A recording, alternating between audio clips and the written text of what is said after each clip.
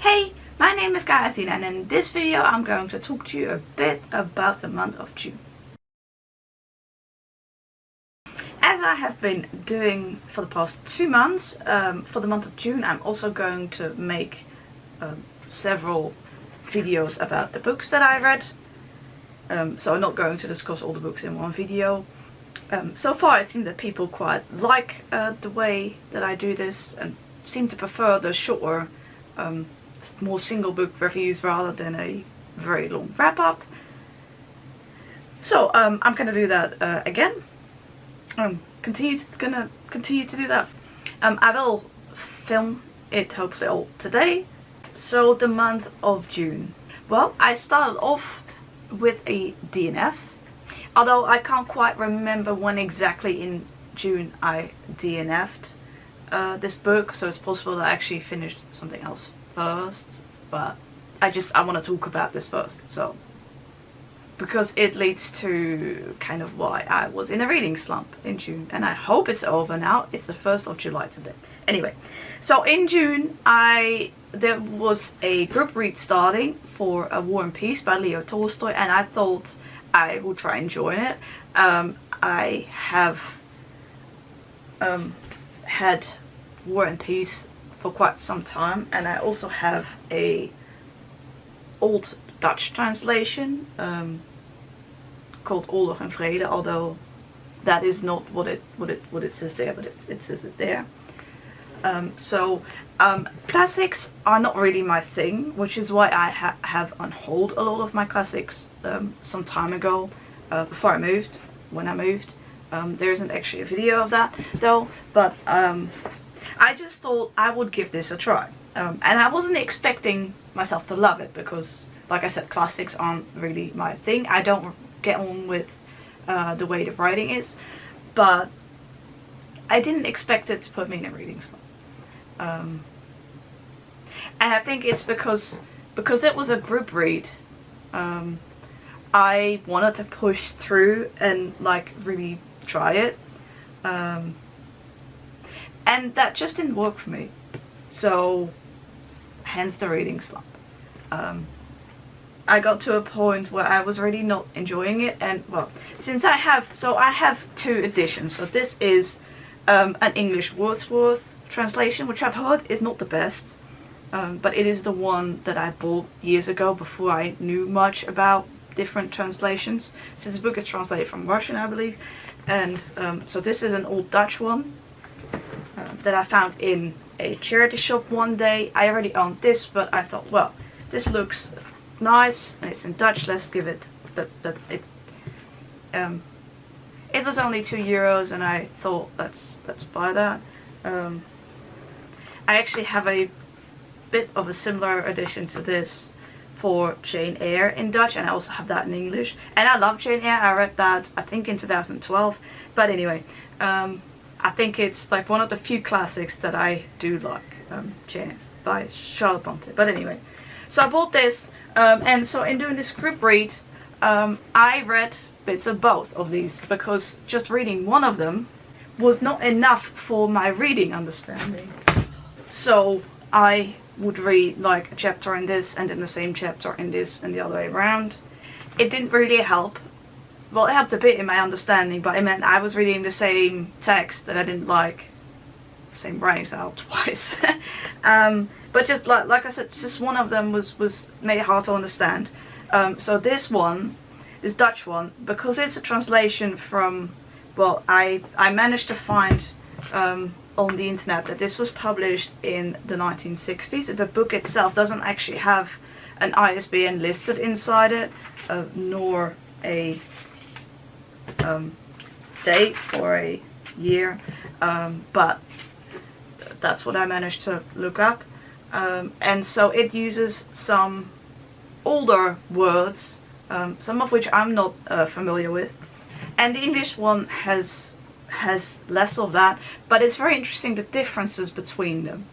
I promised myself this bit was going to be short about the DNF, but now I'm glad for the people who have read War and Peace and really enjoyed it, or who are reading War and Peace and are really enjoying it. You know, we all like different things. I'm glad you're enjoying it. you know. I had heard so much about this book, like it's pretty famous, right? In many movies and TV shows it gets referenced, and that is really what made me want to try it. If it had been like an unknown book with this subject, I would not have picked it up, I think, because it's not really my kind of thing. So all these notes are where I marked where the group read was going to be up to, which was done using, I think, the schedule of this book. But the weird thing, so here is like the start of the table of contents in this book. I hope this lighting works alright. I thought I would try to film somewhere different for a change. The weird thing is, in this book, sorry, the chapters are not the same. So this book is divided up. It's divided up into 3 volumes that have in total 15 books. The numbering continues. And each of those books have chapters, and the chapter numbering is reset every time there's a new book, if that makes sense.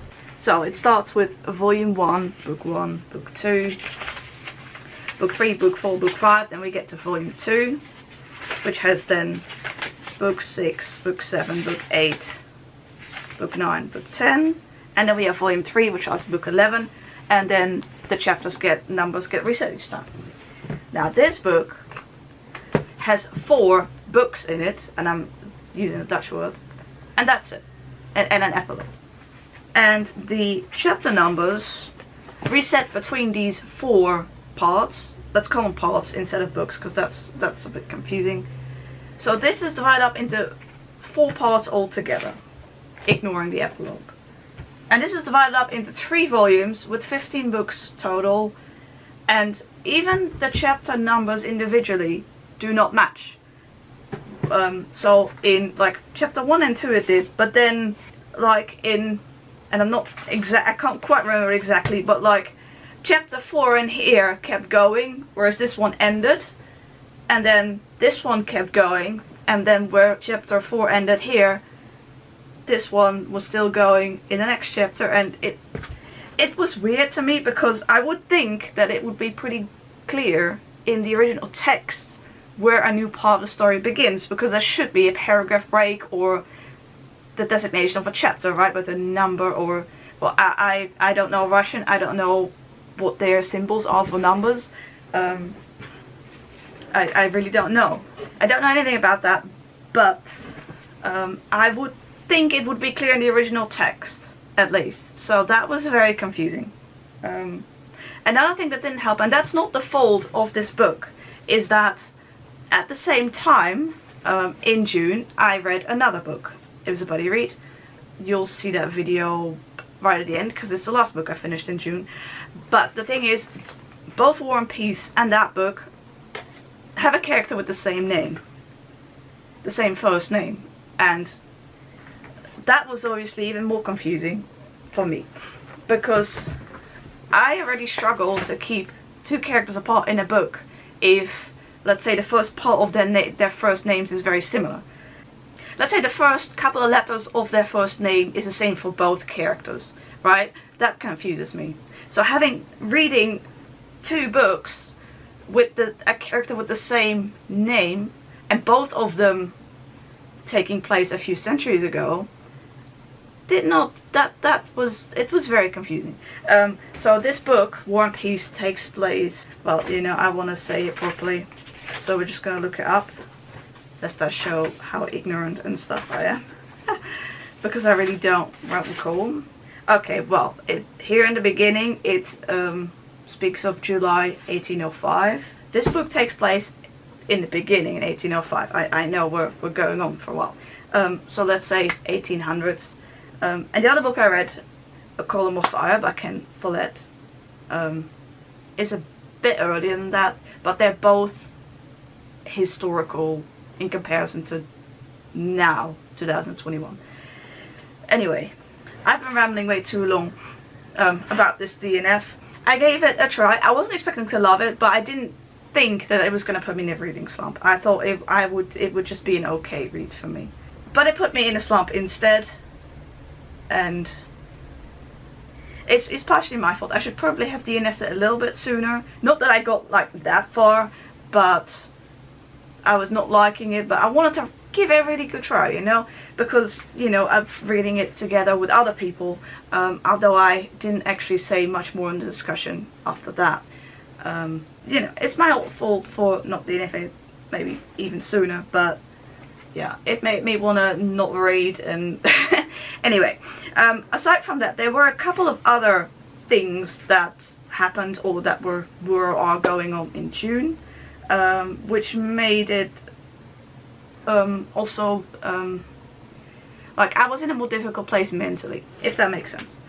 Though there were also some good things. So anyway, I just thought I'd take this video to talk about some of those things, and then the rest of the videos will be about the books that I actually did read and enjoyed. So although I see that I have already been recording quite a bit, and I intend for the single book review videos to not get too long, you know what, maybe we'll still cut it here, just call that one DNF video or something, and then I will record a second video talking about general stuff in June or such. I don't know, maybe I'll talk about the books first. You will find out. Thank you very much for watching this video. If you did enjoy War and Peace, you know, great, I'm happy for you. Classics are just not my thing in general, really. It's also why I don't know if I ever want to reread Jane Eyre, because I'm worried I might not like it as much. Because back in when I read it for the first time in I think 2012, I didn't realize yet that classics weren't my thing. I didn't know that yet. Well, I love Jane Eyre, obviously. Anyway, I'm sorry if I offended anybody. We all like different things, and I just don't get on as much with classics and older books. So yeah, thank you very much for watching, and I hope to see you in my next video. Leave a comment if you like, and a like if you like. Bye!